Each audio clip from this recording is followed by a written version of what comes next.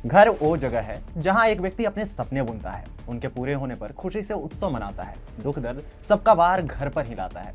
जब उसी घर पर अनहोनी के बादल छा जाते हैं, तब जीवन पर सबसे कठिन खालखंड मंडराता रहता है।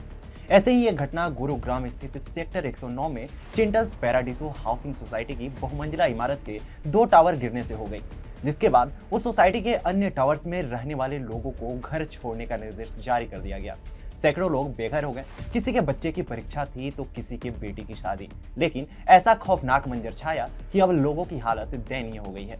नमस्कार, आप देख रहे हैं DFI, जो है भारत का सबसे बड़ा अल्टरनेट न्यूज मीडिया पोर्टल, और मैं अवनीश तिवारी आपको बताऊंगा कैसे चिंटल्स पैराडीसो जैसे टावर्स के कर्ता धर्ता यानी बिल्डर्स लोगों को कई तरह के प्रलोभन देकर फ्लैट्स बेचते हैं और लोग उनके झांसे में आकर अपनी जिंदगी दांव पर लगाते हुए वहां रहना शुरू कर देते हैं। और एक दिन फिर वही टावर रेत के ढेर के समान ध्वस्त हो जाता है और लोग सड़क पर आ जाते हैं। चिंटल्स पैराडीसो एक आवासीय टावर के आंशिक रूप से ढहने के 2 दिनों के बाद पुलिस ने जिला टाउन प्लानर की शिकायत के आधार पर एक नया मामला दर्ज किया है, जिसमें भवन डिजाइन और संरचना के संबंध में प्रमाणीकरण की प्रामाणिकता पर सवाल उठाया गया है।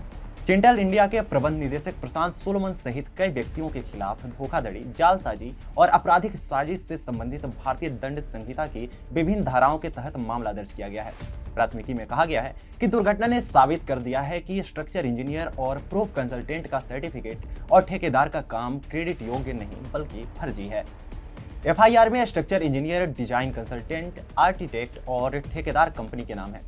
इसमें उन लोगों के नाम भी शामिल हैं जिन्हें स्थानीय पूछताछ के अनुसार 6ठी मंजिल पर बड़ा बदलाव मिल रहा था।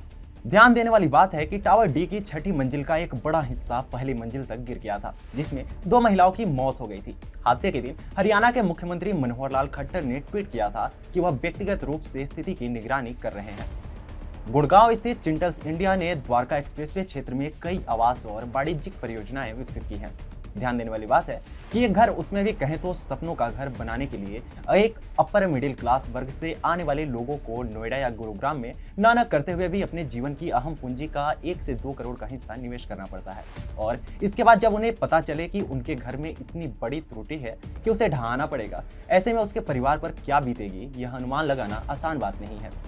गुरुग्राम के चिंटल्स पैराडीसो में कई घरों के ढहने के कुछ दिनों बाद टाउन एंड कंट्री प्लानिंग विभाग ने 4 और अपार्टमेंट टावरों को रहने के लिए अनुपयुक्त घोषित कर दिया है। कुछ घरों में छत में लोहे के छड़ दिखाई देते हैं, किसी में प्लास्टर गिर रहा है तो किसी में बड़ी बड़ी दरारें आ गई हैं। इसके परिणाम स्वरूप अब 200 परिवार बेघर हो गए हैं, जो वर्तमान में वैकल्पिक आवास की तलाश में हैं। इतना बड़ा निवेश करने के बाद जब इतने परिवार बेघर हो जाएं, तो इसकी जवाबदेही किसकी होगी? क्योंकि बिल्डिंग कंस्ट्रक्शन कंपनी के कर्ता धर्ता तो एकदम व्यापारी वाली भाषा बोलकर ग्राहकों को बरगला देते हैं। ऐसे में इतने बड़े आवासीय कॉम्प्लेक्स में बुनियादी चूक उस बात की ओर अंदेशा कर रही है कि किस प्रकार बिल्डर एक पॉश इलाके में इतनी बड़ी सोसाइटी तो बना देते हैं, पर असल में धरातल पर उसका निर्माण 0 बटा सन्नाटा से भी बदतर होता है। चिंटल इंडिया फिलहाल अपनी ओर से जांच में पूर्ण सहयोग की बात तो कर रही है, पर ऐसा करने की नौबत ही क्यों आई, इसका जवाब ग्रुप का कोई भी पदाधिकारी नहीं दे पाएगा। इस ऑनलाइन जमाने में चाहे वो गुरुग्राम हो या फिर नोएडा, इन दोनों क्षेत्रों में अनुभव बेचने की सनक ऐसी बिल्डिंग कंस्ट्रक्शन कंपनियों में चढ़ी हुई है।